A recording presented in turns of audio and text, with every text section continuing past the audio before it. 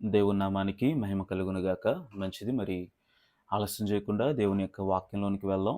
గడిచిన కొన్ని వారాల క్రితం అంటే మే నెల ప్రారంభంలో మనం ఒక సబ్జెక్ట్‌ని మాట్లాడుకోవడానికి ప్రభు కృప చూపించాడు. అదేంటి అనంటే మోసగాల గురించి మనం మాట్లాడుకుంటున్నాం. యాకోబు అనేటువంటి ఒక వ్యక్తిని ఆధారం చేసుకొని మనం ఒక విషయాన్ని మనం మాట్లాడుకున్నాం.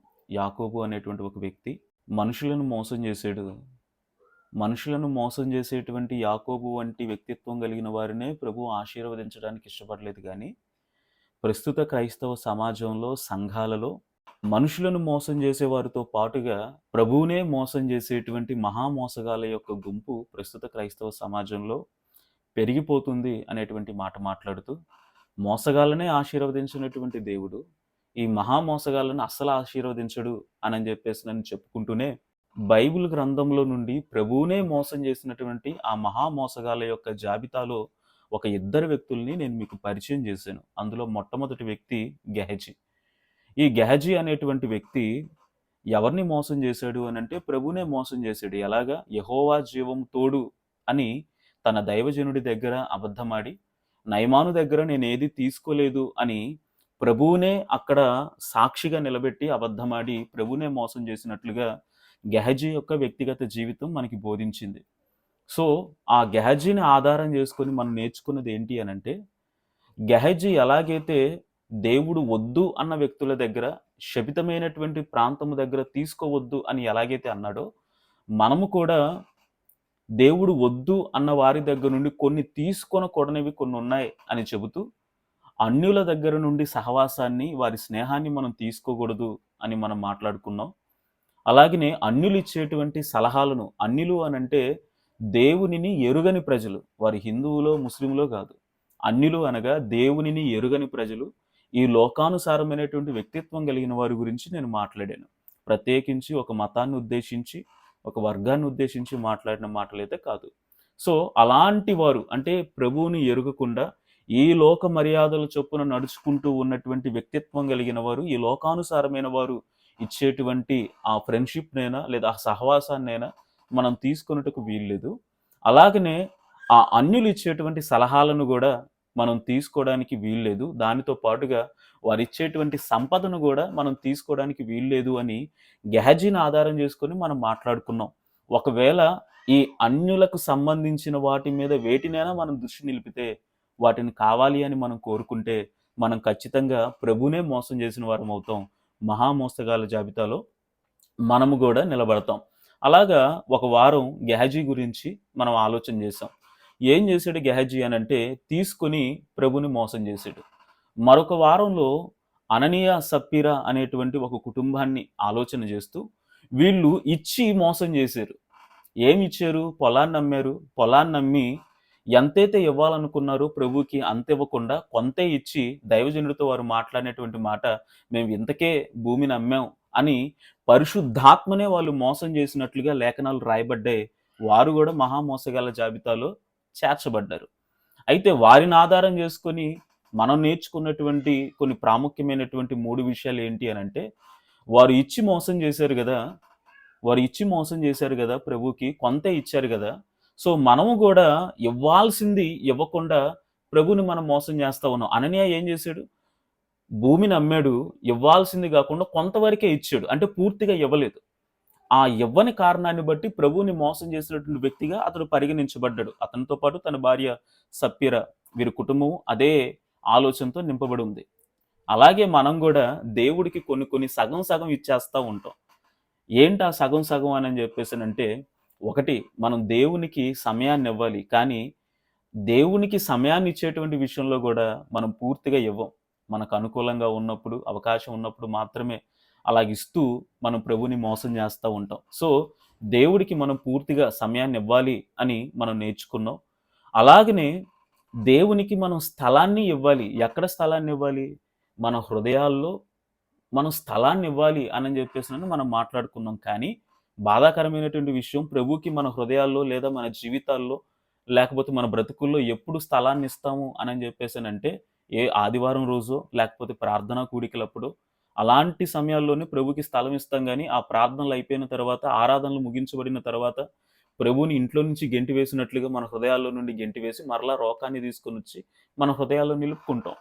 సో, ఇలాగున ఇవ్వాల్సింది మనం పూర్తిగా ఇవ్వకుండా సగమే ఇచ్చి ప్రభువుని మోసం చేస్తున్న వ్యక్తులుగా కొంతమంది క్రైస్తవ సమాజంలో ఉన్నారని అననీయ సప్పీరాలను ఆధారం చేసుకొని మనం మాట్లాడుకున్నాం. అలాగనే దేవునికి మనం సొమ్ము కూడా ఇవ్వాలని చెప్పేసని మనం మాట్లాడుకున్నాం. అందుకే కొరింథీయులకు రాసిన పత్రికలో సనుగు కొనకయు బలవంతంగా గాకయు ప్రతివాడు తమ హృదయంలో నిశ్చయించుకున్న ప్రకారం ఇవ్వవలెనని దేవుడు వారి గురించి మాట్లాడుతూ ఉత్సాహంగా ఇచ్చేవారిని ప్రేమిస్తాడని వాక్యం ద్వారా సెలవిచ్చిన మనము ఈ విషయంలో కూడా కొంత వెనకబడి ఉన్నాం. ఇవ్వాల్సింది మనం పూర్తిగా ఇవ్వకుండా కొంత కొంత మాత్రమే మనం దాచుకొని ఎవరికి తెలియదులే అనేటువంటి ఆలోచనతో ప్రభువునే మోసం చేసేటువంటి ఆ మోసగాళ్ళ జాబితాలో నేటికి కొంతమంది క్రైస్తవులు నిలబడుతున్నారని అననీయ సప్పీరాల జీవితాలను ఆధారం చేసుకొని కొన్ని విషయాలు మనం మాట్లాడుకున్నాం. ఇలాగా ఇప్పటి వరకు ఈ మోసగాళ్ళ జాబితా నుండి 6 విషయాలు మనం నేర్చుకున్నాం. అయితే ఈ 6 విషయాల్లో కూడా ఒక 2 సంగతులు ఏంటి అనంటే, గేహజీ తీసుకొని మోసం చేశాడు. అననీయ సప్పీరాలు ఇచ్చి మోసం చేశారు. ఎవరిని? ప్రభువుని. అంతే కదా. గేహజీ నయమాను దగ్గర తీసుకొని ఎవరు చూడట్లేదులే అని చెప్పేసి ప్రభువుని మోసం చేశాడు. అననీయ సప్పీరాలు కొంత దాచుకొని కొంత ఇచ్చి ఎవరు చూడట్లేదులే అని చెప్పేసి ప్రభువుని మోసం చేశారు. ఈరోజు మనము మరొక వ్యక్తిని గురించి ఆలోచన చేయబోతా ఉన్నాం. ఈ వ్యక్తికి ఉన్నటువంటి స్పెషాలిటీ ఏంటంటే, గెహజీ అయితే తీసుకున్నాడు, అననీయ సప్పీరాలు అయితే ఇచ్చారు. కానీ ఈ వ్యక్తి మాత్రం తీసుకున్నాడు, ఇచ్చాడు, ఈ 2 కలిపి మోసం చేశాడు. ఎవరిని అని చెప్పేసానంటే ప్రభువుని. దేవుణ్ణే ఆ రీతిగా మోసం చేసినటువంటి వ్యక్తిగా ఆ వ్యక్తి కనబడుతూ ఉన్నాడు. వాస్తవానికి ఇప్పటికే మీ అందరికి ఆ వ్యక్తి ఎవరో బహుశా తెలిసిపోయి ఉండుంటుందని నేను భావిస్తూ ఉన్నాను. ఎవరితను అంటే ఇస్కరియోతు యూదా. ఒకసారి మార్కు సువార్త 14వ అధ్యాయం 10, 11 వచనాలు ఒకసారి చదవండి. 12 మందిలో నొకడగు ఇస్కరియోతు యూదా ప్రధాన యాజకుల చేతికి ఆయనను అప్పగింపవలెనని వారి యొద్దకు పోగా వారు విని సంతోషించి వానికి ద్రవ్యమిత్తుమని వాగ్దానము చేసిరి గనుక వాడు ఆయనను అప్పగించుటకు తగిన సమయము కనిపెట్టుచుండెను. ఇప్పటి వరకు 2 మోసగాళ్ళని చూసాం. 2 మోసగాళ్ళు కూడా ప్రభువునే మోసం చేసిన వారు. వాళ్ళని మోసగాళ్ళు అన్నాం. కానీ ఇస్కరియోతు యూదా దగ్గరకు వచ్చేసరికి నాకు ఏమనిపించిద్దంటే, ఇస్కరియోతు యూదా పేరు వినగానే నాకు మోసగాళ్ళకి మోసగాడు అనేటువంటి పేరు గుర్తొచ్చిద్ది అనమాట. ఎందుకు అని చెప్పేసానంటే, ఇస్కరియోతు యూదా గురించి ప్రభు మాట్లాడినటువంటి మాట అలాగుంది.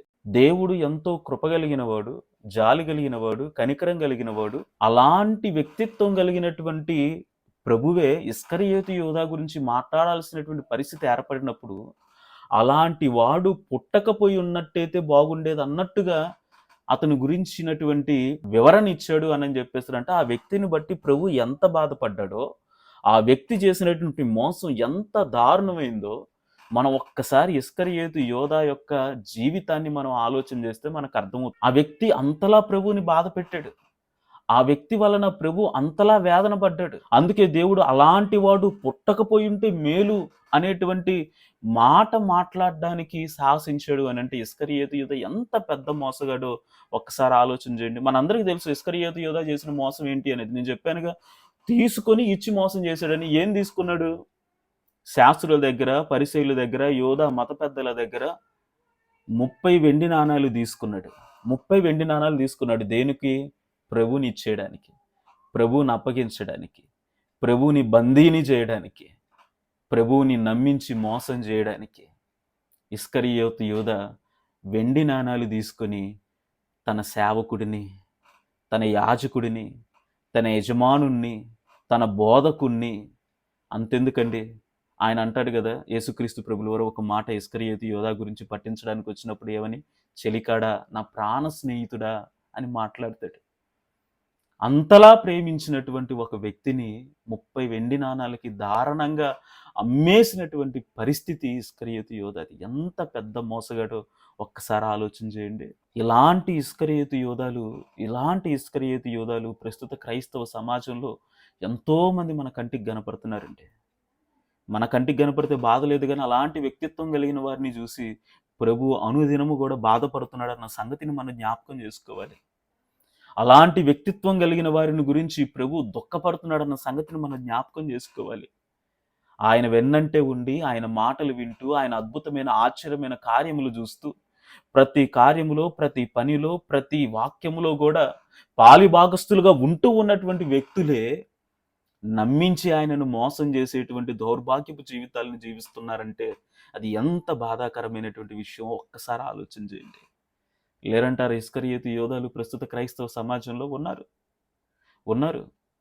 ఎలాగైతే ఇస్కరియోతు యోధ యేసుక్రీస్తు ప్రభుల వారిని ఎందుకు అనుసరించాడు అని లేఖనాన్ని పరిశీలిస్తే అక్కడ రాయబడి ఉంటుంది ఒక మాట. డబ్బు సంచి అతని దగ్గర ఉన్నందున ఆయన ప్రతి దినము కూడా ఆ డబ్బు సంచిలో ఉన్నటువంటి ధనాన్ని దొంగిలించుకుంటూ వచ్చాడంట. ఎందుకు చేరాడు యేసు దగ్గర?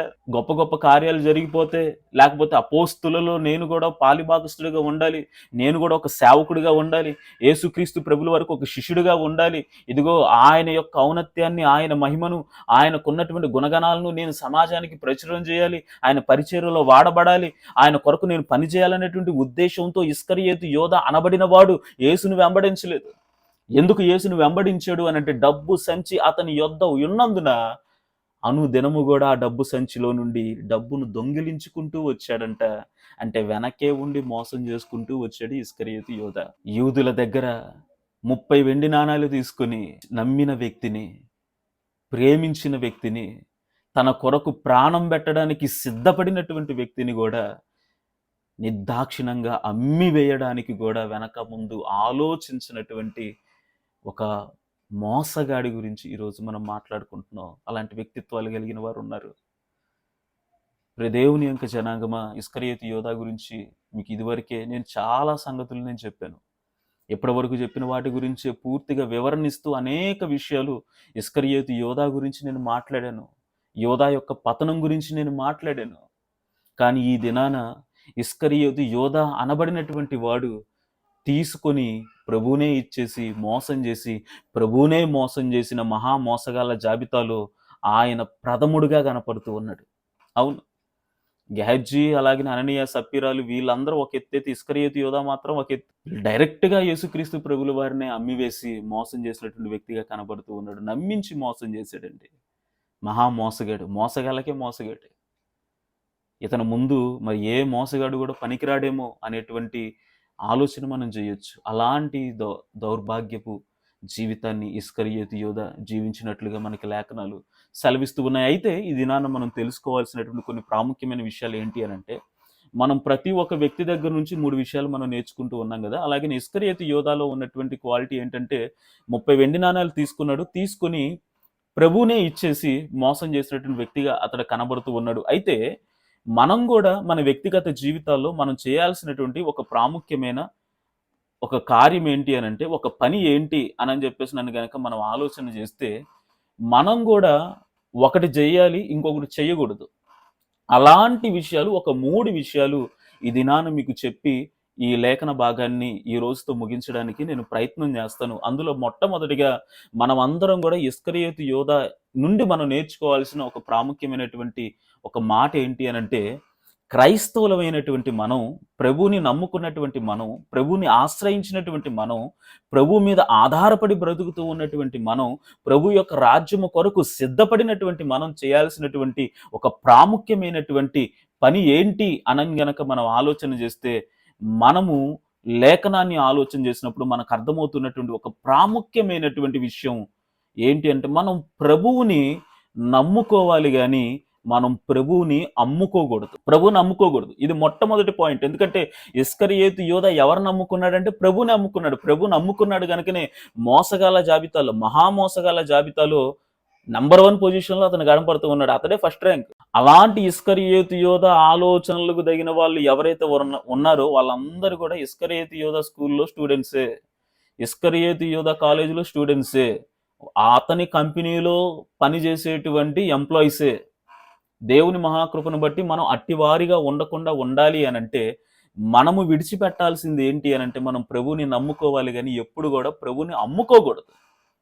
కానీ బాధాకరమైనటువంటి ఒక విషయం ఏంటంటే, ఈ దినాన జరుగుతుంది ఏంటి అని అంటే, ప్రభువుని నమ్ముకోవాల్సినటువంటి క్రైస్తవులు ప్రభువును అమ్ముకోవడం ప్రారంభించారు.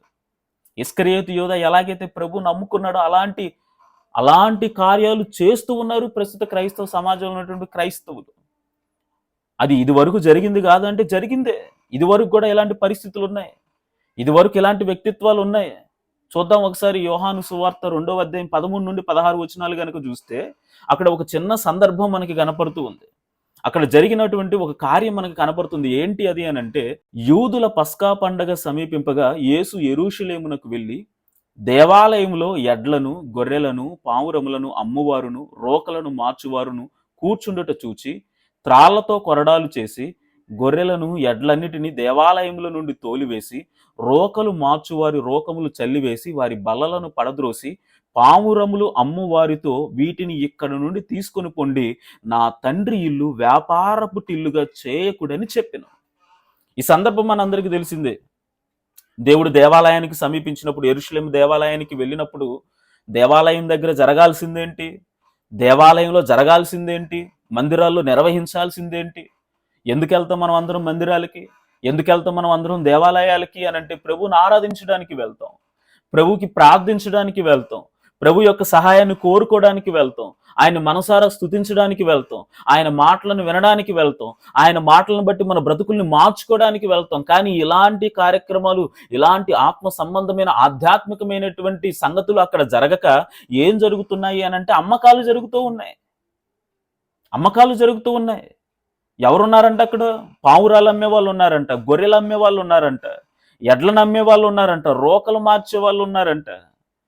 దేవాలయాన్ని వ్యాపారపు టిల్లుగా చేసేసారంట. ఎక్కడికి ఎందుకు వెళ్తున్నారా దేవాలయానికి అని చెప్పేసి అంటే, దేవాలయాల్లో పావురాలు ఉంటాయండి, దేవాలయాల్లో రోకలు ఉంటాయండి, అక్కడ తాళ్ళు నమ్ముతారు, గొర్రెలు నమ్ముతారు, ఎడ్లు నమ్ముతారు, పశువులు నమ్ముతారు. ఇదిగో అమ్మకానికి సరైనటువంటి స్థలం ఏదైనా ఉందంటే అది దేవాలయమే. ఎంత బాధ కలిగి ఉంటుంది ప్రభుకి. అందుకే కొరడా తీసుకొని కొట్టాడంట అందరినీ. వారి బల్లలన్నిటిని కూడా పడద్రోసి వాటినన్నిటిని కూడా కూల్చివేసి తన ఇంటిని వ్యాపారపు టిల్లుగా చేసినందుకు ప్రభు ఎంతగానో బాధించబడ్డాడు. అలాంటి క్రియలు చేస్తున్న వారిని కొరడాలతో కొట్టి అక్కడి నుండి తరిమేశాడు. ఎందుకంటే దేవాలయంలో జరగాల్సింది వ్యాపారాలు కాదు, దేవాలయాల్లో జరగాల్సింది అమ్మకాలు కాదు, దేవాలయంలో జరగాల్సింది ఆరాధన, దేవాలయంలో జరగాల్సింది ప్రార్థన, దేవాలయంలో వినిపించబడాల్సింది వాక్యము. అది మాని వ్యాపారాలు ప్రారంభించారండి మందిరాల్లో. ఏంటండి ఆ రోజు జరిగితే జరిగాయి కానీ ఈరోజు అలాగే లేదుగా. ఈరోజు అలాగే లేదుగా. ప్రార్థనలు జరుగుతున్నాయి, పెద్ద పెద్ద మందిరాలు కట్టబడుతున్నాయి, మంచి మంచి సేవకులు వాక్యాలు వినిపిస్తూ ఉన్నారు, ఇంత బాగా జరుగుతుందిగా పరిచర్య, సంఘం కట్టబడుతుందిగా, దేవుని యొక్క రాజ్యం విస్తరించబడుతుందిగా అని అనుకుంటూ ఉన్నారు. ప్రియమైన దేవుని యొక్క సంఘమం, మన మనోనేత్రాలు తెరిచి మనం ఒక విషయం ఆలోచన చేస్తే, ప్రస్తుత క్రైస్తవ సమాజంలో జరుగుతుంది భక్తి కాదు, ప్రభువుని నమ్ముకునేవారు కాదు, ప్రభువుని అమ్ముకునేవారు ఎక్కువైపోయారు. ప్రభువుని నమ్ముకునే వాళ్ళు తక్కువైపోయారు, ప్రభువుని నమ్ముకునే వాళ్ళు ఎక్కువైపోయారు. మందిరాల్లో వ్యాపారాలు నేటికి జరుగుతూ ఉన్నాయండి. బహుశా బాధను కలిగించొచ్చేమో కానీ పెద్ద పెద్ద మందిరాలకి వెళ్ళే వాళ్ళకి. కానీ నా మాటల్ని జాగ్రత్తగా గమనించండి. ఆ దినాన యెరూషలేము దేవాలయంలో ఎలాంటి వ్యాపారాలు అయితే జరిగాయో వాటికి మించిన వ్యాపారాలు ఈరోజు మందిరాల్లో జరుగుతూ ఉన్నాయి. దేవుని యొక్క ఆత్మను అమ్మేసుకుంటున్న వారు ఉన్నారండి. కచ్చీబుల్లో ఆత్మను పెట్టి, నూనె బాటిల్లో ఆత్మను పెట్టి, వేటి వేటిల్లోనూ ఆత్మను నింపేసి అమ్మి వేసుకుంటున్నటువంటి ఇస్కరియోతు, యోధా వంటి వారు ఉన్నారు ప్రస్తుత క్రైస్తవ సమాజంలో. అందుకే అమ్మకానికి సంబంధించినటువంటి విషయాలు బోధించినంతగా దేవుని యొక్క వాక్యాన్ని బోధించలేనటువంటి సేవకులు ఈరోజు మన కంటికి కనపడతా ఉన్నారు. స్వస్థతల మీదో, లేకపోతే బుక్స్ మీదో, లేకపోతే వాటి మీదో, లేకపోతే వీటి మీదో ఏదో ఒకటి వ్యాపారాన్ని చేసి లబ్ధి పొందుకోవాలనేటువంటి ఉద్దేశం. ఎంతో మంది క్రీస్తును అనుసరించిన వారు, క్రీస్తును వెంబడిస్తున్న వారు కష్టపడి సంపాదించిన సంపాదనని, ఆ కష్టార్జితాన్ని తీసుకొని వచ్చి సేవకుల చేతుల్లో పెట్టి మందిరాన్ని బిల్డ్ చేయమని చెప్పేసినంటే ఆ డబ్బుతో వ్యాపారాలు చేసే వాళ్ళు ఉన్నారు. చిన్న సమస్య అయితే 10 రూపాయల నూనె బాటిల్, పెద్ద సమస్య అయితే 100 రూపాయల నూనె బాటిల్ అని చెప్పేసి అమ్మేసుకుంటున్నారండి ప్రభు యొక్క ఆత్మని, ప్రభు యొక్క శక్తిని అమ్మేసుకుంటా ఉన్నారు. ఆనాడు ఇస్కరియోతు యోధా మీద ఏ ఆత్మ అయితే పనిచేసిందో అదే ఆత్మ ప్రస్తుత క్రైస్తవ సమాజంలో బలంగా పనిచేస్తూ ఉంది. వ్యాపారాలు జరుగుతూ ఉన్నాయి, దేవాలయంలో జరగాల్సినవి జరగకపోగా వ్యాపారాలు జరుగుతూ ఉన్నాయి. వ్యాపారాల కోసమే ప్రభువుని వాడుకునేటువంటి వ్యక్తిత్వం కలిగిన వారు, ప్రభువుని ఆధారం చేసుకుని లబ్ధి పొందుదామని చెప్పేసి ఆలోచన చేసేవారు, ప్రభువు నమ్ముకొనైనా సరే బాగుపడదామని చెప్పేసి ఆలోచన చేసేవాళ్ళు. ఇది ఇస్కరియోతు యోధా లక్షణం కాదంటారా? ప్రార్థనలు, ఆరాధన, వాక్య పరిచర్య, సంఘ క్రమాలు, కార్యక్రమాలు జరగాల్సినటువంటి ప్రాంతాల్లో వ్యాపారాలు ఏంటండి? అలాంటి వ్యాపారపు టిల్లుకే విలువ ఎక్కువ, అలాంటి వ్యాపారపు టిల్లుకే విలువ ఎక్కువ, దేవాలయానికి విలువ లేదు. అందుకే ప్రభు ఈ దినాన మనతో మాట్లాడుతూ ఉన్నాడు. మనం ప్రభుని నమ్ముకోవాలి కానీ ప్రభు నమ్ముకోకూడదు. ఇస్కరియోతు ఏదో అదే చేశాడు, అమ్ముకున్నాడు ప్రభుని. 30 వెండి నాణాలకి ప్రభు నమ్ముకుని లబ్ధి పొందుదాం అనుకున్నాడు. కానీ ప్రేమైన దేవుని యొక్క జనాంగం అర్ధాంతరంగా తన జీవితాన్ని ఆపివేశాడు, మరణించాడు, కనుమరుగైపోయాడు. అపోస్తులలో ఉండాల్సినటువంటి విలువైనటువంటి భాగ్యాన్ని కూడా కోల్పోయి, నేను నమ్ముతాను నరకంలో స్థిరపడ్డాడేమో. అలాంటి బ్రతుకులు మనకు వద్దండి. ప్రభువును అమ్ముకొని బ్రతికేటువంటి బ్రతుకులు మనకు వద్దండి. ప్రభువును నమ్ముకుందాం. మనకి ఏది కావాలన్నా ప్రభు మనకి సహాయం చేయగలిగినటువంటి సమర్థుడు ఆయన. ఆరోగ్యం కావాలన్నా, ఆయుష్ కావాలన్నా, అవసరతలు తీరాలన్నా, మరి ఇంక ఏ అవసరమైనా కానీ తీర్చగలిగినటువంటి సమర్థుడు, సహాయం చేయగలిగినటువంటి సమర్థుడు మన ప్రభువు. ఆయన నమ్ముకుందాం, ఆయన మీద ఆధారపడదాం, ఆయన ఆధారం చేసుకుని బ్రతుకుదాం. కానీ ప్రభువుని అమ్ముకునేటువంటి దౌర్భాగ్య పరిస్థితిలోనికి మనం ఎప్పుడు కూడా రాకూడదండి. దేవుడు బాధపడతాడు. ఆయన బాధపడితే మన జీవితాలు బాగుపడవన్న సంగతిని మనం జ్ఞాపకం ఉంచుకోవాలి. కనుక ప్రేమైన దేవుని యొక్క జనాంగం ఎప్పుడు కూడా మనం ప్రభువుని నమ్ముకునేటువంటి వ్యక్తులంగానే ఉండాలి, కానీ ప్రభువుని అమ్ముకునేటువంటి వ్యక్తులంగా మనం ఉండకూడదు. ఇది మొట్టమొదటిది మనం నేర్చుకోవాల్సినటువంటి ఒక ప్రాముఖ్యమైనటువంటి సంగతి. రెండవదిగా మనం నేర్చుకోవాల్సినటువంటి పాఠం ఇంకొకటి ఏంటి అని అంటే, మనం ఎప్పుడైనా సరే మనం ప్రభువుని వేడుకోవాలి కానీ ప్రభువుతో వాదించకూడదు. మొట్టమొదటిది ప్రభువుని నమ్ముకోవాలి కానీ ప్రభువుని నమ్ముకోకూడదు. రెండవది ప్రభువుని వేడుకోవాలి కానీ ప్రభువుతో వాదించకూడదు. ఇది కొంచెం అర్థం అవడానికి మీకు క్లియర్గా ఒక విషయాన్ని చెబుతాను. ఒక సమూహాన్ని మీకు పరిచయం చేస్తాను. ఏంటా సమూహము అని చెప్పేసి అంటే, ఇజ్రాయేలీల సమూహము. వీరు ఎలాంటి వ్యక్తిత్వం కలిగిన వారు అని చెప్పేసానంటే, దేవుడు వారి జీవితాల్లో కార్యాలు జరిగిస్తున్నంత వరకు, దేవుడు వారి జీవితాలలో మేలులు చేస్తూ ఉన్నంత వరకు, దేవుడు తన కృపను వారి ఎడల వ్యక్తపరుస్తూ ప్రతి అవసరతను తీరుస్తూ ఉన్నంత వరకు వారి భక్తి ఏ స్థాయిలో ఉంటుంది అని అంటే, కనీసం ఆ భక్తి స్థాయిలో కనీసం 10% కూడా మనం చేయలేమేమో అనేటువంటి పీక్స్లో వారి భక్తి జీవితాలు ఉంటాయి. కానీ ఏ చిన్న సమస్య తలెత్తినా, ఏ చిన్న ఇబ్బంది కలిగినా, వారు వెళ్తున్న మార్గంలో కావచ్చు, వారి భక్తి జీవితంలో కావచ్చు, వ్యక్తిగత జీవితంలో కావచ్చు, మరి ఏ సందర్భంలో అయినా కావచ్చు, ప్రతికూల పరిస్థితులు వాళ్ళకి ఏర్పడ్డాయి అనుకోండి, వెంటనే వీళ్ళు ప్రభువుతో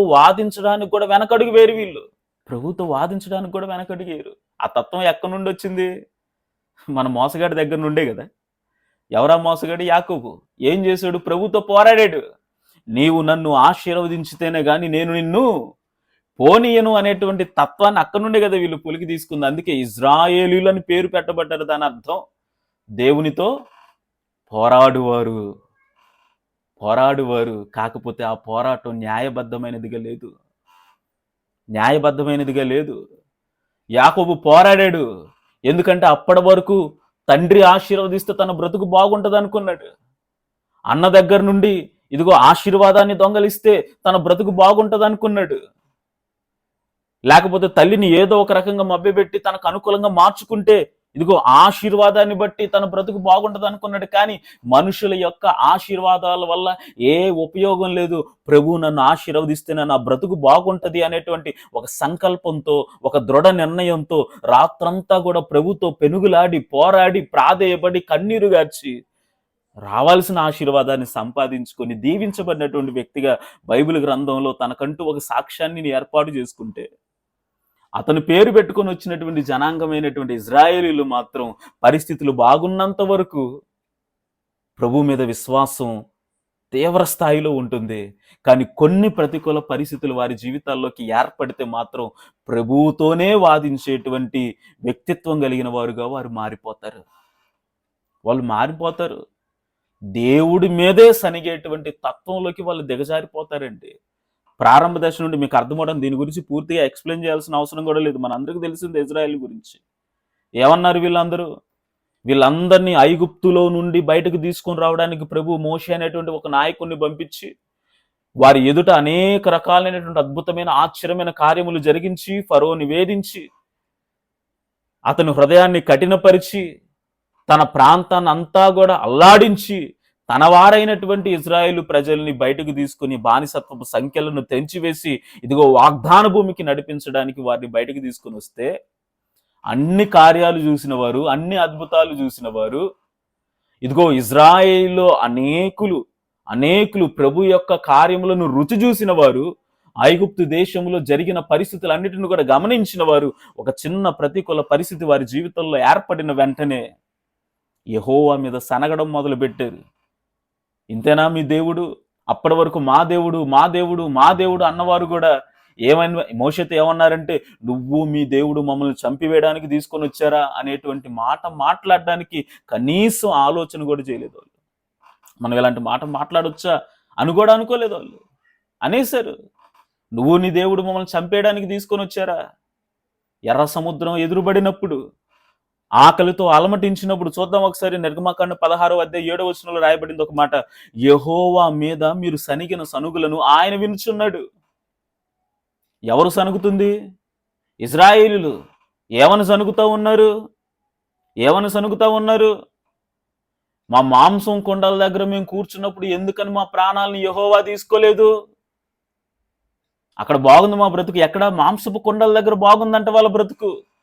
మాంసాన్ని తృప్తి చెందుతూ ఉన్నప్పుడు ఎందుకు ప్రభు మా ప్రాణాలను తీసుకోలేదని చెప్పేసి నువ్వు ఆపోయారంట.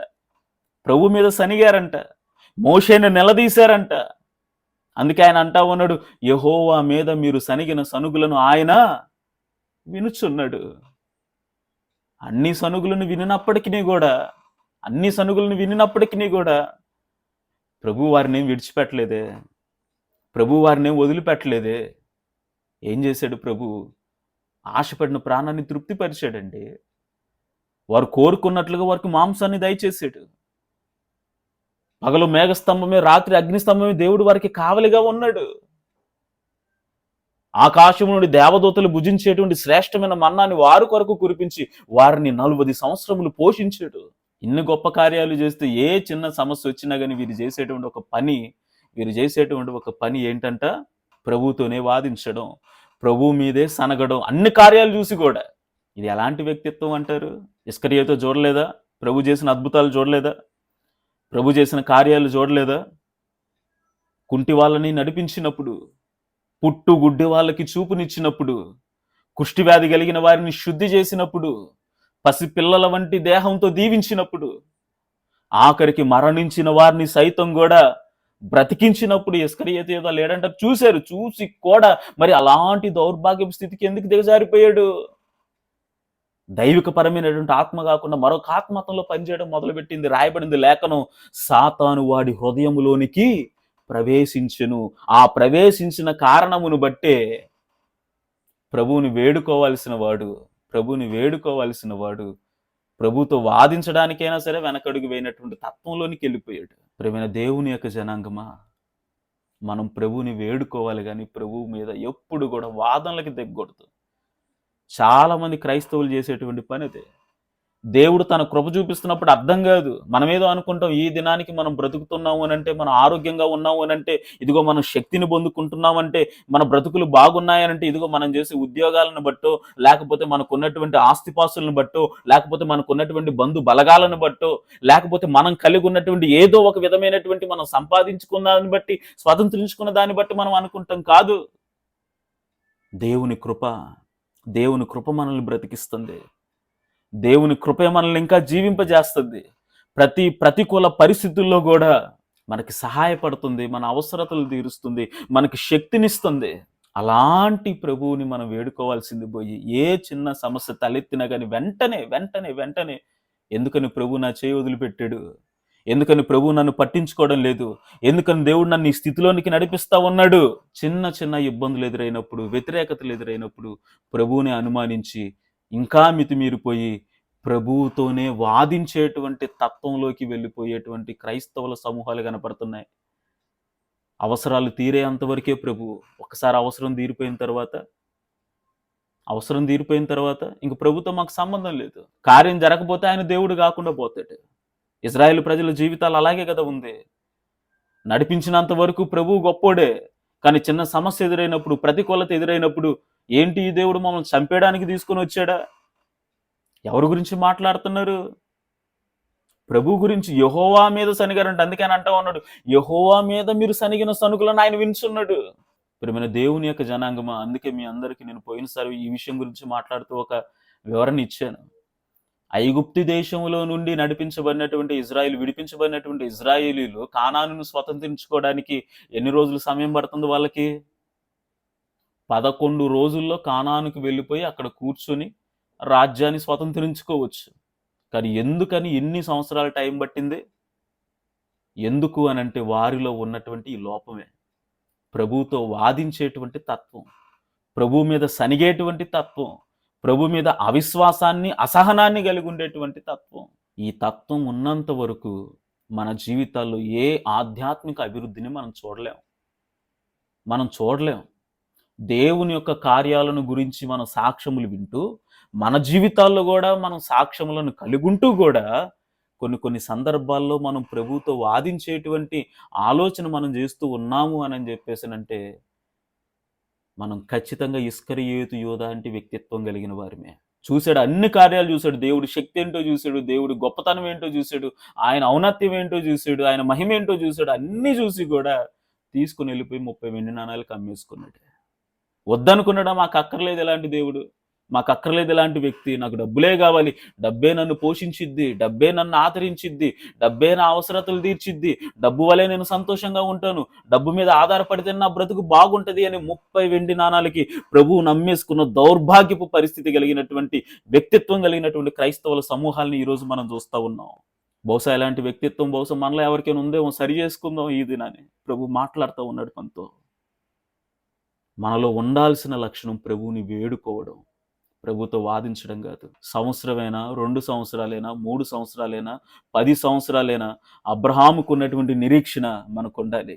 వాగ్దానం మీద మనకున్న దృష్టి స్థిరంగా ఉండాలి. అలాంటి వ్యక్తిత్వం, అలాంటి భక్తి జీవితం కలిగిన వారిని ప్రభు దీవించి ఆశీర్వదించి ఉన్నతమైన స్థితిలో నిలబెట్టడానికి దేవుడు ఇష్టపడతాడండి. అలాంటి వ్యక్తిత్వాన్ని వదిలిపెట్టి ఇస్కరియోతు యోధ లాంటి వ్యక్తిత్వాన్ని గనక మనం కలిగి ఉంటే దేవుని యొక్క జనాంగమా నష్టపోతాం. కనుక మనం చేయాల్సిన ఒక ప్రాముఖ్యమైనటువంటి పని, మొట్టమొదటి ప్రభువుని నమ్ముకోవాలి, అమ్ముకోకూడదు. ప్రభువును వేడుకోవాలి, కానీ ప్రభుతో ఎప్పుడు కూడా మనం వాదించకూడదు, వాదనలకి దిగకూడదు. మూడవదిగా మనం చేయాల్సినటువంటి ఒక ప్రాముఖ్యమైనటువంటి పని ఏంటంటే, ఎప్పుడైనా సరే క్రైస్తవులంగా మనం ప్రభువుతో జీవించాలి కానీ ప్రభువుని భరించకూడదు. అర్థమైందన్నమాట. మనం చేయాల్సిన ఒక మూడవ కార్యం ఏంటంటే, ప్రభువుతో మనం జీవించాలి కానీ ప్రభువుని భరించకూడదు. అర్థమవడానికి ఒక వాక్యాన్ని చూద్దాం. చూడండి, పేతురు రాసిన మొదటి పత్రిక 5వ అధ్యాయం 2వ వచనం. అక్కడ రాయబడినటువంటి మాటలు ఏంటంటే, బలిమి చేత కాక దేవుని చిత్త ప్రకారము ఇష్టపూర్వకముగాను దుర్లాపేక్షతో కాక సిద్ధ మనసుతోను మీ మధ్యనున్న దేవుని మందను పై విచారము చేయుచు దానిని కాయుడి. పేతురు గారు సంఘంలో ఉన్నటువంటి పెద్దలతో మాట్లాడుతూ ఉన్నటువంటి ఒక ప్రాముఖ్యమైనటువంటి మాట. ఆయన ఏమంటున్నాడంటే, మీరు దేవుని పని ఏం చేసినా, వీళ్ళు చేసేటువంటి పని ఏంటి? దేవుని మందను అంటే సంఘాన్ని విచారణ చేసేటప్పుడు, వారిని నడిపించేటప్పుడు, వారికి ఆలోచనలు ఇచ్చేటప్పుడు, లేకపోతే వారి ఎదుట కార్యాలు చేసేటప్పుడు, దైవిక పరమైనటువంటి పనులు వారి దగ్గర జరిగించేటప్పుడు వీరు చేయాల్సిన ఒక ప్రాముఖ్యమైనటువంటి పని ఏంటంటే, దేవుని చిత్తానుసారంగా ఇష్టపూర్వకంగా సిద్ధ మనసుతో చేయాలి. అలా కాకుండా చాలా మంది ఏం చేస్తారంటే బలిమి చేత చేస్తారు. బలిమి చేత అని చెప్పేసి ఇష్టం లేకుండా బలవంతంగా చేస్తారు. బలిమి చేత కాక దేవుని చిత్తానుసారంగా మనం దేవుని పని చేయాలి, ఇష్టపూర్వకంగా మనం దేవుని పని చేయాలి. కానీ చాలా మంది అలాగుండరు. మందిరాలకి వెళ్ళే దగ్గర నుండి ప్రభువులో బ్రతికే అంతవరకు కూడా చాలా వరకు బలిమి చేతనే వారి ఆధ్యాత్మిక జీవితాలు, భక్తి జీవితాలు ముందుకు కొనసాగుతున్నాయి. ప్రార్థనకి వెళ్ళాలంటే మనసు ఒప్పుకోదు, కానీ పాస్టర్ గారు ఏమైనా అనుకుంటారేమో. ఆదివారం పూట ప్రార్థనకు రాకపోతే వెంటనే ఉదయాన్నే సోమవారం రోజు ఇంటికి వచ్చేసి ఇంట్లో కూర్చుంటాడు. ఆయనతో వచ్చిన సమస్య ఎందుకు? మళ్ళీ ఆయన వచ్చిన తర్వాత టీ ఇవ్వాలి, కాఫీ ఇవ్వాలి, కానుక పెట్టాలి. ఈ సమస్యలన్నీ దేనికి? అదేదో 2 గంటలు వెళ్ళిపోయి మందిరంలో కూర్చుంటే ఆయన కంటికి కనపడకుండా ఏదో 10 రూపాయలు కానికిస్తే మరి బాధ్యత తీరిపోదా? ఇది ఇష్టపూర్వకంగా చేసేటువంటి పని కాదు, బలిమి చేత చేసేటువంటి పని.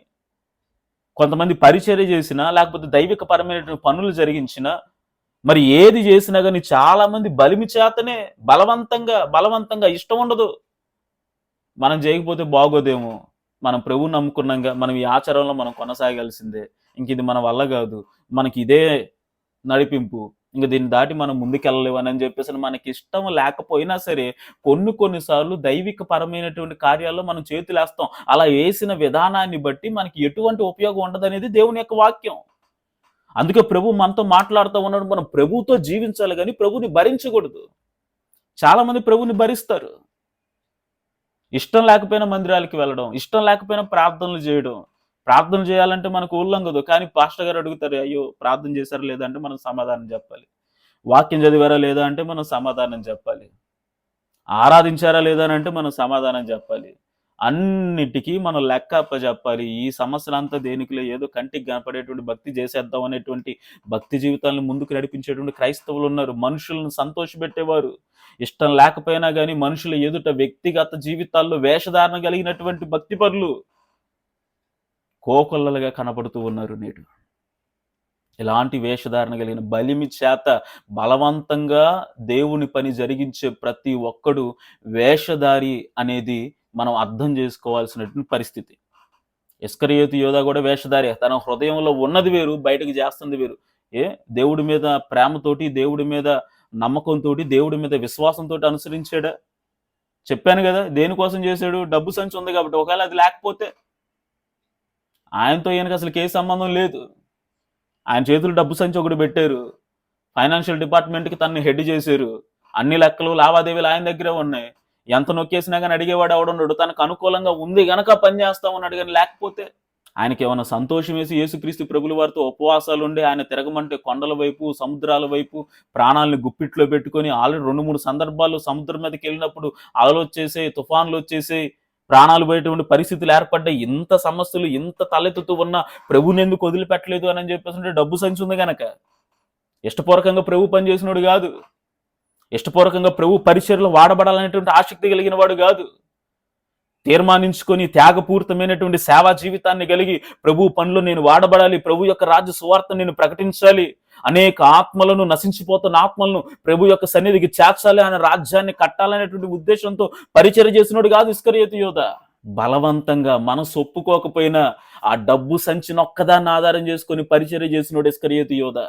ప్రేమైన దేవుని యొక్క జనాంగమా, దానినే ప్రభుని భరించడం అని అంటారు. డబ్బు కోసం ప్రభుని భరించడం. మన వ్యక్తిగత జీవితాల్లో మన భక్తి ఇష్టపూర్వకంగా ఉండాలి. పాస్టర్ గారు చెప్పారని ప్రార్థన చేయడం కాదు, పాస్టర్ గారు చెప్పారని వాక్యం చదవడం కాదు, పాస్టర్ గారు చెప్పారని చెప్పేసి ప్రార్థనకు పోవడం కాదు, పాస్టర్ గారు చెప్పారని చెప్పేసి ఆరాధన చేయడం కాదు. వ్యక్తిగతంగా మనలో రగలాలమంట. ఇష్టపూర్వకంగా నేను ఈ సమయంలో ప్రభుతో గడపాలి, ఈ సమయంలో నేను ప్రభుకి ప్రార్థించాలి, ఈ సమయంలో నేను ప్రభు యొక్క వాక్యాన్ని ధ్యానించాలి, మనసారా ఆయన్ని ఆరాధించాలనేటువంటి యొక్క ఆలోచన మన మనసుకు రావాలి. ఇష్టపూర్వకంగా సిద్ధ మనసుతోటి మనం దేవుని యొక్క పని జరిగిస్తే, దేవుని యొక్క పరిచర్య జరిగిస్తే దానికి ఆశీర్వాదం మనం పొందుకుంటాం. అలా కాకుండా బలిమి చేత ప్రభుని భరిస్తూ ఇష్టం లేకపోయినా, మనసు లోకం వైపు లాగుతూ ఉన్నా కానీ అందరికీ సమాధానం చెప్పాల్సి వచ్చింది. బాప్తిసం తీసుకున్న తర్వాత ఇదిగో లోకంలో పడిపోతే అనేకులు ప్రశ్నించే వాళ్ళు ఉంటారని చెప్పేసి మీ అందరికి తెలుసో తెలియదండి. మనుషులకు భయపడి భక్తి చేసే క్రైస్తవులు ఉన్నారు ఈ దినాన. మనుషులకు భయపడి, సంఘాలకు భయపడి, సేవకులకు భయపడి, లోపల భక్తి లేకపోయినా, భక్తి అంటే ఇష్టం లేకపోయినా అన్నిటినీ కూడా వదులుకొని బలవంతంగా భక్తి చేసే క్రైస్తవులు కనపడుతున్నారు ఈ దినాన మనకి. దేవునికి కావాల్సింది అలాంటి భక్తి పరులు కాదు, నిస్వార్థమైనటువంటి భక్తి పరులు. ఇష్టపూర్వకంగా పరిచర్య ధర్మంలో తమ వంతు బాధ్యతలు నిర్వర్తించేటువంటి భక్తి పరులు కావాలి. అలాంటి పరిచారకులు కావాలి, అలాంటి శిష్యులు కావాలి, అలాంటి సేవకులు కావాలి, అలాంటి యాజకులు కావాలి. బలిమి చేత కాక దేవుని చిత్తానుసారంగా ఇష్టపూర్వకంగా సిద్ధ మనసుతో ప్రభు కొరకు పరితపించేటువంటి భక్తి జీవితాలు కలిగినటువంటి సమూహాలు ప్రభువుకి కావాలి. ఎవరికో సమాధానం చెప్పాలి, ఏదో వస్తుంది, ఇది లేకపోతే మనకు కుదరదని చెప్పేసి అనే ఉద్దేశంతో కాదు. ఎందుకు చేస్తున్నాం మనం భక్తి? ఎందుకు చేస్తున్నాం మనం భక్తి? ఏ ఉద్దేశంతో మనం భక్తి చేస్తున్నాం? ప్రియ దేవుని యొక్క జనాంగం, మనల్ని మనం పరిశీలన చేసుకుందాం. బలిమి చేత చేసేటువంటి భక్తి జీవితం, బలిమి చేత చేసేటువంటి పరిచర్య, బలిమి చేత చేసేటువంటి ఇదిగో మన అనుదిన ప్రార్థన, వాక్య ధ్యానం, ఆరాధన, ఇదంతా కూడా ప్రభువు నామానికి మహిమ రాదు, ప్రభువుకి మహిమను కలుగజేయదు. అది మన మీదకి శాపాన్ని తీసుకొని వస్తుంది. ఇస్కరియోతు యూదా ప్రభువుని వెంబడించలేదనంటే వెంబడించాడు. ప్రభు పరిచర్యలో పాలిభాగస్తుడిగా లేడా అంటే ఉన్నాడు. అయినా సరే ఎందుకని తన జీవితం అర్ధాంతరంగా ఆగిపోయింది? అలాంటి వాడు పుట్టకపోతేనే మంచిది అనేటువంటి మాట ప్రభు అంతలా ఎందుకు మాట్లాడాడు అనంటే, అతడు బలిమి చేత భక్తి చేశాడు గనక, దేన్నో ఆశించి ప్రభుని వెంబడించాడు గనక. దీనిని ప్రభుని మోసం చేయడం అంటారండి. ప్రభుని మోసం చేయడం అంటారు. సమాజానికేమో ప్రభు అంటే మాకు ఇష్టమండి, ప్రభు అంటే మాకు చాలా ప్రేమ అండి, ప్రభుని స్తుతించకుండా మేము ఉండలేమండి, ప్రభుని ఆరాధించకుండా మేము ఉండలేమండి, ఆయన వాక్యాన్ని ధ్యానించకుండా మేము ఉండలేమండి, వాక్యానుసారంగా మేము బ్రతకకుండా ఉండలేమండి, మేము క్రైస్తవులమండి అని చెప్పుకుంటూనే లోపల లోకాన్ని కలిగి బయటికి మాత్రం భక్తిపరులు అనేటువంటి వేషధారణను మనం ధరించుకొని ఇస్కరియోతు యోధాల వంటి వారి వల్ల మనం ప్రవర్తిస్తున్నాం. దీన్ని ప్రభువుని మోసం చేయడం అంటారు. ప్రభుని మోసం చేయడం అంటారు. మీరు అనుకోవచ్చు 30 వెండి నాణాలు తీసుకోవడమే ప్రభుని మోసం చేయడం కాదు. బలిమి చేత ఇష్టం లేకపోయినా భక్తి చేసేటువంటి ప్రతి క్రైస్తవుడు ఇస్కరియోతు యోధాలాగా ప్రభుని మోసం చేస్తున్నవాడే. ప్రభుతో వాదించే ప్రతి ఒక్కడు ప్రభుని మోసం చేస్తున్నవాడే. ప్రభుని అమ్ముకుంటున్న ప్రతి ఒక్కడు ప్రభుని మోసం చేస్తా ఉన్నవాడే. ఇస్కరియోతు యోధా తన జీవితంలో జరిగించిన ప్రతి లక్షణాన్ని ఈరోజు ప్రభు మనతో మాట్లాడుతూ ఉన్నాడండి. మనం ప్రభువుని నమ్ముకోవాలి కానీ ఎప్పుడు కూడా ప్రభువుని నమ్ముకోకూడదు. ప్రభువుని వేడుకోవాలి కానీ ఎప్పుడు కూడా ప్రభుతో వాదించకూడదు. ప్రభుతో కలిసి జీవించాలి కానీ ఎప్పుడు కూడా ప్రభుని మనం భరించకూడదు. ఇలాంటి లక్షణాలు కనుక మనం కలిగి ఉంటే ఇస్కరియోతు యోధాలకి మనకి పెద్ద తేడా లేదు. మనం కూడా మహామోసగల జాబితాలో ఇస్కరియోతు యోధా పక్కన మనము నిలబడతాం. ప్రియమైన దేవుని యొక్క జనాంగమా, మనం ఇస్కరియోతు యోధా వంటి వ్యక్తిత్వం కలిగిన వారి వల్ల మనం ఉండకూడదు. మన జీవితాల్లో ఎప్పుడు కూడా ప్రభు మీద నమ్మకమే ఉండాలి. ప్రభుని నమ్ముకోవాలి. మన ఏ అవసరత అయినా సరే ప్రభుని మనం వేడుకోవాలి. ఎలాంటి పరిస్థితి అయినా సరే ప్రభుతోనే మనం జీవించాలి. ఎలాంటి వ్యక్తిత్వం గనక మనం కలిగి ఉంటే మన జీవితాలు బాగుంటాయి. మనం ప్రభువులో నుండి మనం ఆశీర్వదించబడతాం. మన ప్రతి అవసరత ప్రభు తీరుస్తాడు. మన ఆధ్యాత్మిక జీవిత స్థితిగతులు, మన భక్తి జీవితాలు బాగుంటాయి. దేవుని యొక్క రాజ్యాన్ని స్వతంత్రించుకుంటాయి. అలా కాకుండా ఇస్కరియోతు యోధా వంటి స్వభావం కలిగిన వారి వలె మనం గనక ఉంటే మహామోసగాళ్ళ జాబితాలో మనం కూడా ఇస్కరియోతు యోధా తరపున నిలబడతాం. ఈరోజు సుందర కాలనీలో ప్రభు మంచిగా మాట్లాడే ఒక మాట, మనము ప్రభు పక్షాన నిలబడాలి. ఇస్కరియోతు యోధా పక్కన కాదు, మనం ప్రభు పక్షాన నిలబడాలి. ప్రభు పక్కన నిలబడాలి. ప్రభు రాజ్యంలో ఉండాలి. మనం అలాంటి స్థితి కోసం, అలాంటి జీవితం కోసం ప్రయాసపడదాం. దైనందిన మన జీవితాల్లో ఎప్పుడు కూడా గెహజీ వంటి వారి వలె, అననీయ సప్పీరాల వంటి వారి వలె, ఇదిగో ప్రత్యేకించి ఈ దినాన ప్రభు మాట్లాడినట్లుగా ఇస్కరియోతు యోధా వంటి వారి వలె మన బ్రతుకులు ఉండడానికి వీల్లేదు. మన బ్రతుకుల్లో కేవలం దేవుని యొక్క ఆలోచనాపూరితమైన, దేవుడు కోరుకొనిన ఒక మంచి భక్తి జీవితాన్ని కలిగి ఆయన వారసురాళ్ళగా మనం ఉండాలి. ఎవరు మనము అనంటే మన మీద రావాల్సిన మాట, మనము ప్రభు వారము, మనము ప్రభు యొక్క కుమారులము, ప్రభు యొక్క కుమార్తెలము అనే మన గురించి సాక్ష్యం ఇవ్వాలి. కానీ ఇదిగో మహామోసగాళ్ళలో వీరు కూడా ఒకరు అనేటువంటి సాక్ష్యాన్ని ఎప్పుడు కూడా మనం మూటగట్టుకోవడానికి వీల్లేదు. కనుక జాగ్రత్త పడదాం. 3 మోసగాళ్ళను మీకు మేము పరిచయం చేశాను. వారి వంటి వ్యక్తిత్వాలను మనం విడిచి వాక్యంలో ప్రభు మనలో కోరుకుంటున్నటువంటి లక్షణాలు ఏవైతే ఉన్నాయో వాటి ప్రకారం జీవిద్దాం.